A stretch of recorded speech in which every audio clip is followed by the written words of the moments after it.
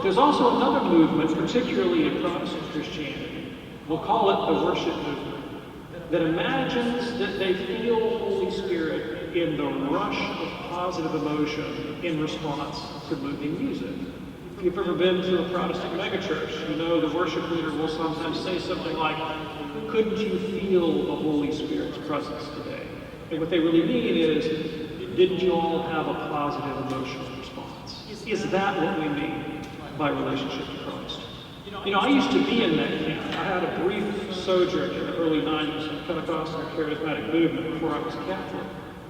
And I went to one of these churches, and there was great music, and we were all deeply moved. And of course, this was Charismatic, so we were all speaking in tongues and hooting and hollering like anybody's business. And I was there with the best of them, arms raised, speaking in tongues, carrying on. And a man in front of me turned around and looked at me, and he said, "Brother, you are filled with the Spirit of God." And in a flash, the dream ended. I came crashing down because I knew in an instant how wrong he was. I knew that my frenetic emotional effluvia was nothing other than my sense of loss, my sense of alienation, my insecurity, my longing for God, born out of a kind of neurotic eagerness to reach out and be touched.